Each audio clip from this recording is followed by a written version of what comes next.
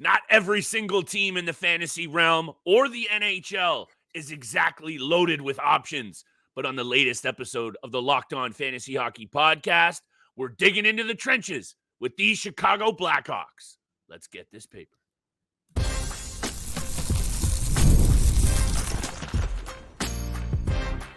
You're Locked On Fantasy Hockey, your daily podcast on fantasy hockey. Part of the Locked On Podcast Network, your team every day. Happy Monday, everybody. Welcome back inside the lab to the latest edition of the Locked On Fantasy Hockey Podcast. You know what it is. We couldn't be doing our show without the support of everyone out there. So shout out to the everydayers holding us down, making us your first listen every single day. Today's episode is brought to you by our friends at Game Time. Download the Game Time app, create an account, and use code LOCKEDONNHL for $20 off your first purchase. Terms apply. Mr. Roden, look, sometimes our league-wide NHL fantasy breakdown of every single squad isn't as pretty as others. Just the other day, we did the Edmonton Oilers. Their top 5 easily could have been maybe a top 7 or 8 on others compared to other squads. And on today's episode, the Chicago Blackhawks are in one of these situations that, yes, they brought in a number of new pieces. We'll talk about all of them. They were one of the busiest teams after the July 1 window opened. Yes, they were. I don't necessarily know if that means it's going to translate into too much success on the ice. However, I think it will include a bump in value for a lot of these players in the fantasy realm. And you know who we're going to talk about off the top. Make sure you guys smash that 5-star review, follow button, drop the subscribe if you're on YouTube. It's huge for Steele and I. Let us know the feedback on the show, what you want to hear, what you want us to get covered, because we're going to keep breaking down every single team, but I wanted to get that plug in there, Steele. Over to you. Look, top 5, the number 1 is clear cut, and there are good things happening in Chicago. I just have a lot of question marks, mainly on that blue line. Yeah, there's a lot of question marks. This was probably one of the busier teams in the offseason. They bring in Tyler Bertuzzi. They bring in Teuvo Teravainen. They bring in Ilya Mikheyev in the trade with the Vancouver Canucks, Craig Smith, TJ Brody, Alec Martinez, and Laurent Brossoit. That's 7 new additions to this Chicago Blackhawks roster right now. And again, they were trying to speed up the rebuilding process so they don't waste the first few seasons of Connor Bedard's NHL career right now, but it's going to be a slow burn. This is still going to be a very, very poor team in the National Hockey League. They're probably still going to be bottom 5 team going into next season. But, when we talk about top 5 fantasy targets, Connor Bedard is the number 1 option for this team. It's clear cut that he will be the first Chicago Blackhawk taken off the board. He's honestly probably going to be, based off of what he did in his rookie season, he's still probably going to be a 3rd round pick, I want to say. There's still a lot of better options out there. He might go higher. Bedard. I don't know. Some people might reach on Bedard. I could see people reaching. Look, 61 points in 68 games. We know he's going to get his. If he plays a full 82-game season, there's no question that he can be a point-per-game player and be at 82 points at the end of the regular season with over 250-plus shots, maybe close to 60 to 70 hits, 30 to 40 blocks with what I'm seeing based off of what he was on pace for before the broken jaw injury. But that's where I would have Connor Bedard right now in categorical league formats. Obviously, keeper league, he's already taken. He's going to be kept. Yeah. But categorical league, you're looking at those peripherals. You're looking at how young he is still. You obviously clear cut. He's got so much talent. He's going to be the first Chicago Blackhawk off the board. But I would say late second. I would say early second. 3rd round is where I would have Connor Bedard right now because there's just so much other players that have that fantasy value on a consistent basis, and they play on a very good team. He has such an attractive amount of upside for his offensive capability and, the injury during the rookie season.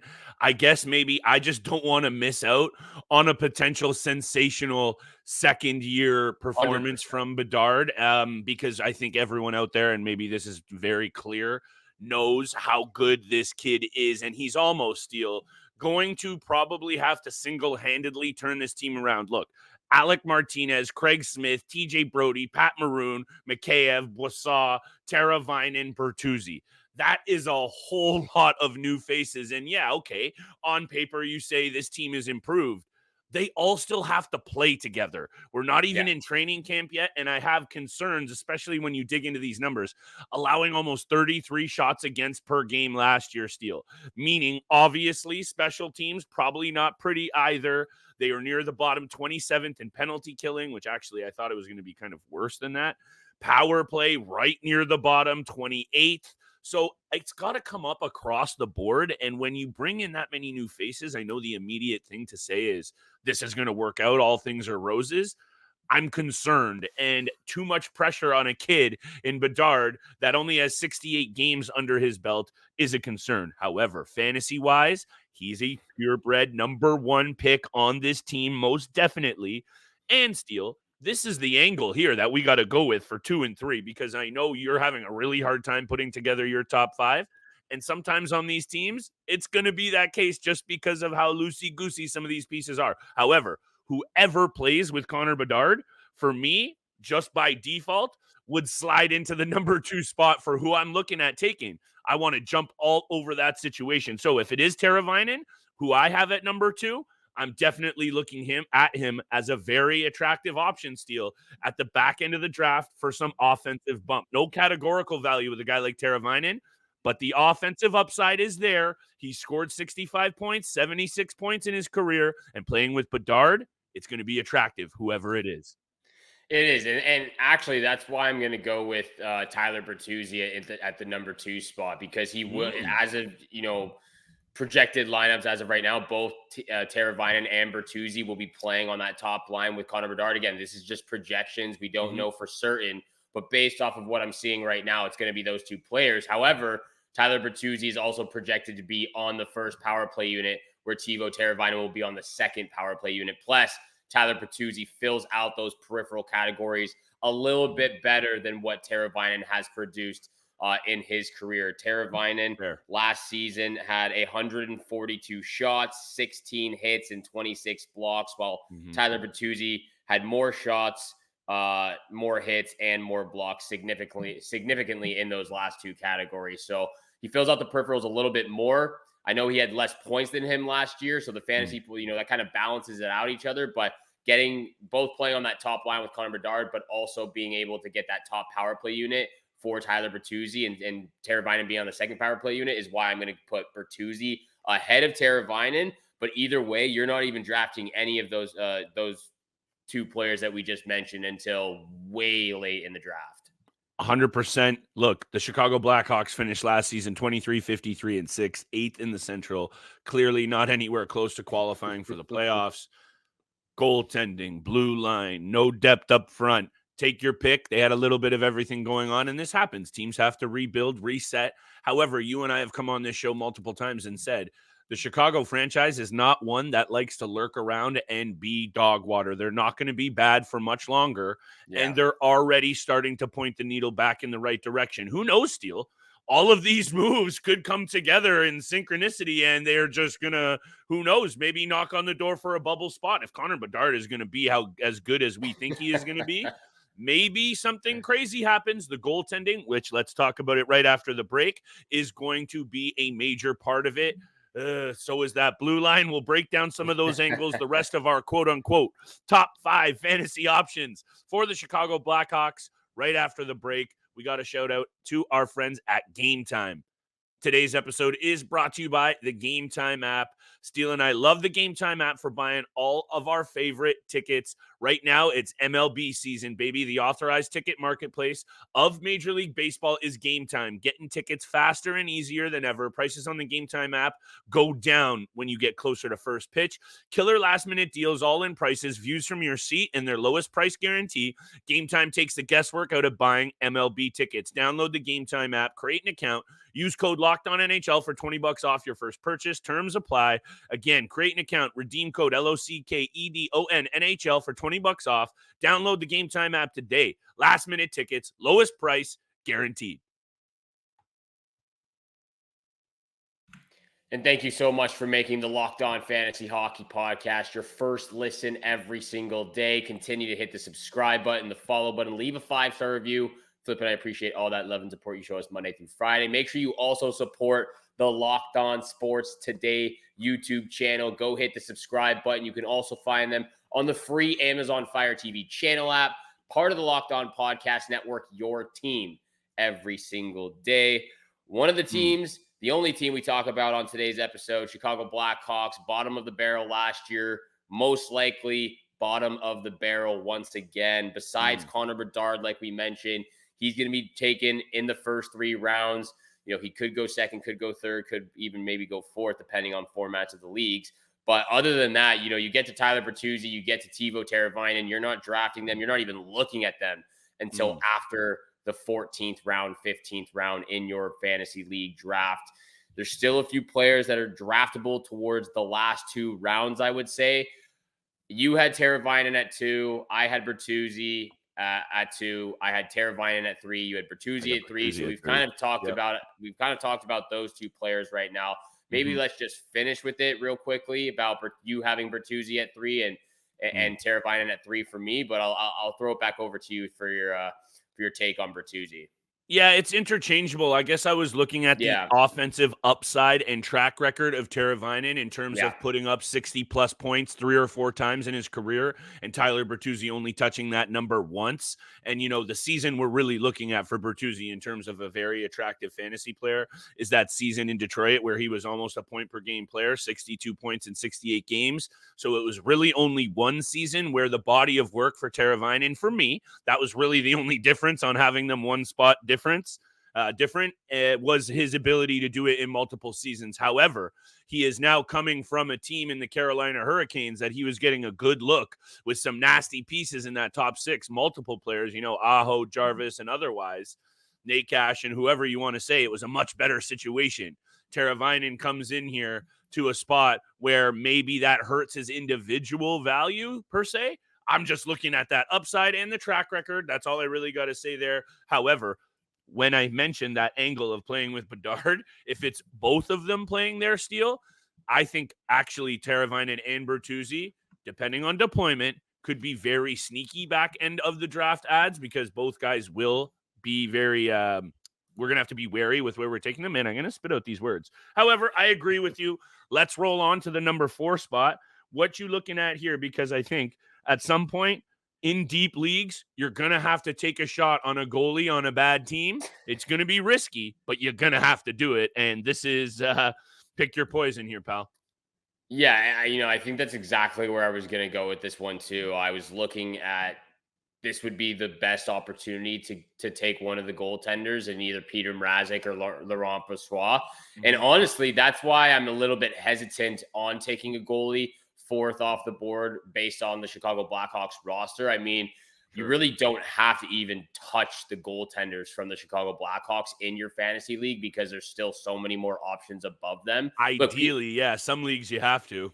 Yeah, some teams, some leagues you have to, but ideally you're most likely staying away from these 2 goaltenders. However, based off of the top 5 fantasy targets for the Chicago Blackhawks, number 4 is where you'll be taking the goalie. And honestly, I'm hesitant because of what it would mean for Petr Mrazek's value and deployment now that Laurent Brossoit is backing him up. I actually like Laurent Brossoit a lot better than I like Petr Mrazek. So especially even though coming off the year he had.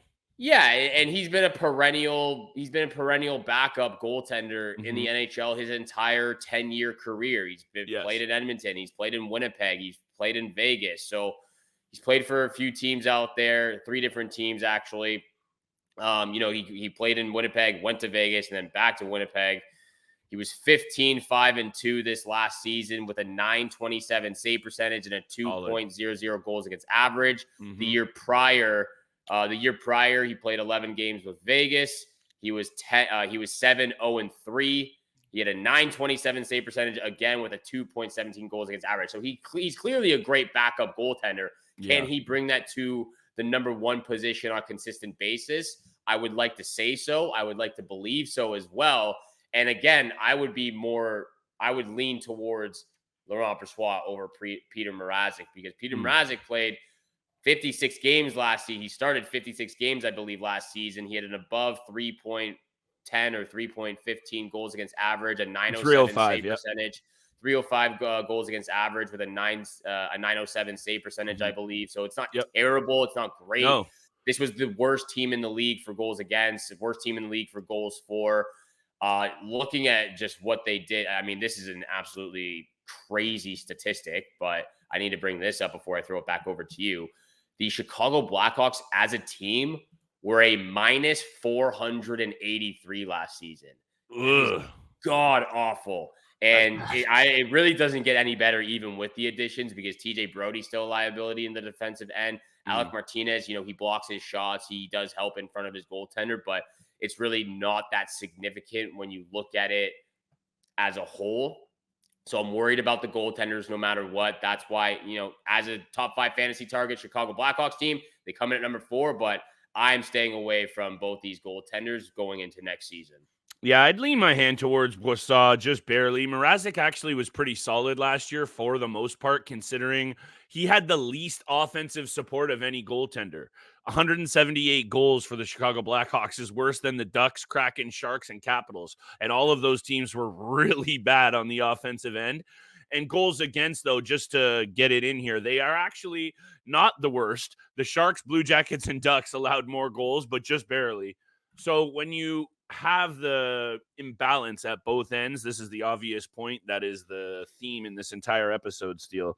Just be wary of what you're doing here. Bedard makes a whole lot of sense. Teravainen, Bertuzzi, cool options at the back end of the draft that might pop. Kind of high risk, high reward situations there. And then after that, like Steele said, unless it's an emergency situation, tread very lightly. Look, there are some intriguing names here. Let's talk about that after the break. I want to talk about Seth Jones very quickly, because you can't help but feel that this team will be better. And as much as there's the concern, everything that we said, I think holds true. A lot of new faces, chemistry, all of those concerns, got it. They are going to be better. A second year with Bedard, some good veterans in there. Patty Maroon punching a few people in the face. He can't skate, but he'll balance out and give some room to Bedard. They got veterans in there to insulate. Even the Craig Smiths of the world, they're going to bring some balance to a team that is obviously quite young. Let's see what they do on the ice, Steele. They're going to be a little bit better, but I still think they'll be right at the bottom of the league. Trying to put a positive spin on this, but there's only so much poop you can scrub off a turd, Steele. And on that note, why don't you take us to break? That might have been the best transition I've heard all season long. Look, this is a team that, maybe they get slightly better, but how much better? Maybe a couple of points. I don't see them getting more than 54 points this next season, 60 on the high end. So to me, they're still going to be the second or third worst team in the National Hockey League, even with all the additions they've made. It's going to be a slow burn, like I said off the top. We're going to continue the top 5 fantasy target list for the Chicago Blackhawks, and some, talk about some new additions to the squad as well. There's not really much love going out there fantasy-wise for this Chicago Blackhawks team past Connor Bedard. We'll get to all of that and more after the break.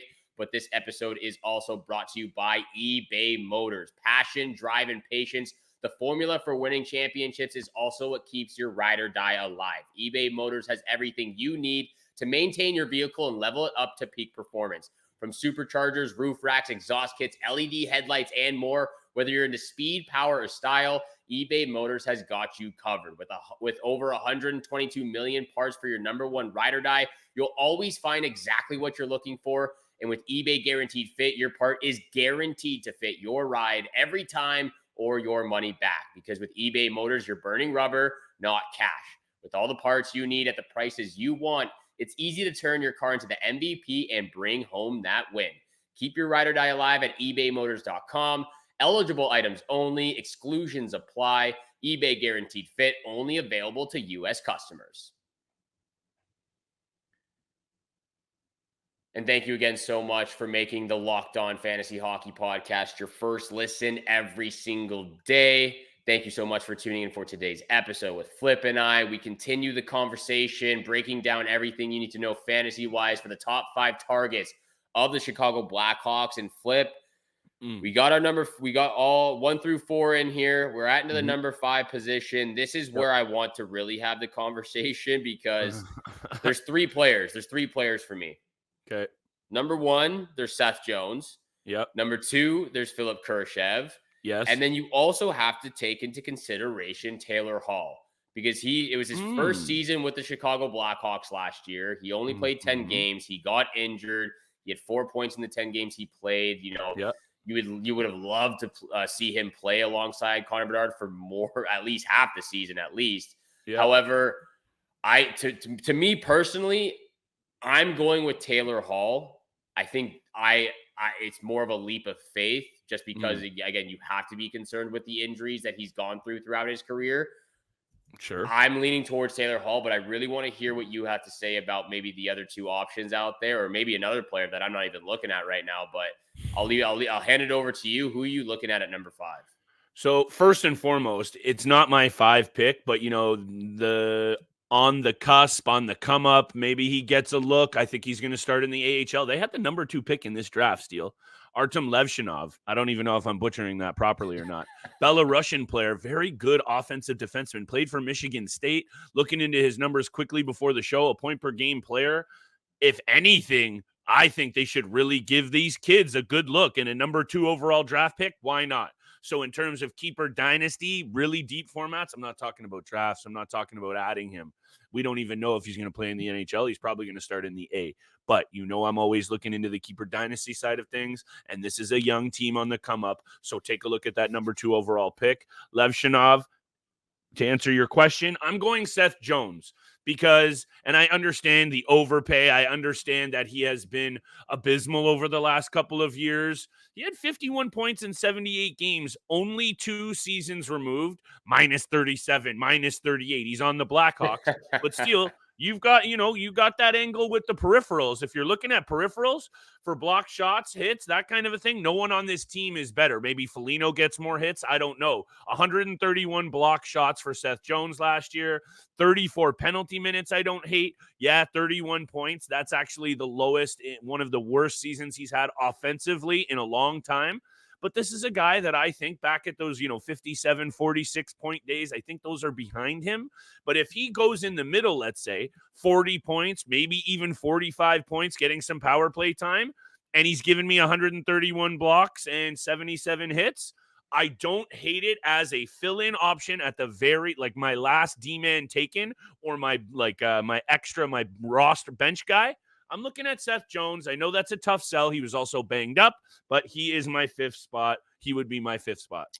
And that's the thing about those options as well is, especially with Taylor Hall and Seth Jones, you got to look at their deployment on the power play. They're both going to be on the first power play unit when the season starts. So, yeah. Seth Jones is going to be 25 minutes of ice time last year, Steele. That's a career high, almost a career high. Yes, so Seth Jones is going to get run out there.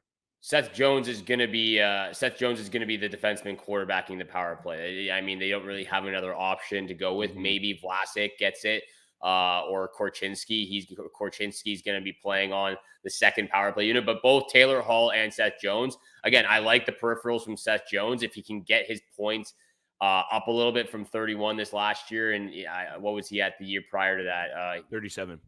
37 the year prior. He's been trending in the wrong direction, went 51, 37, 31. He did play only 67 games last year. So if he can be healthy and stay in the lineup, those numbers go up as well. You like the peripherals, but these guys are going to be bottom draft players. This is, like you said, Seth Jones is going to be a 6th option defenseman or even a bench defenseman. Same along with Taylor Hall. He's going to be a bench forward for your fantasy team, but you got to look at the deployment on the power play that they're both going to get. Yeah, and sometimes you have to fill out your roster with these. Steele, I'm in a 16-team league. Some of these options you're going to be force-fed. So you might as well pick the best ones, which is exactly what we're trying to do by looking at these bad teams. We're covering every single squad. We're going to talk about the Detroit Red Wings on tomorrow's episode.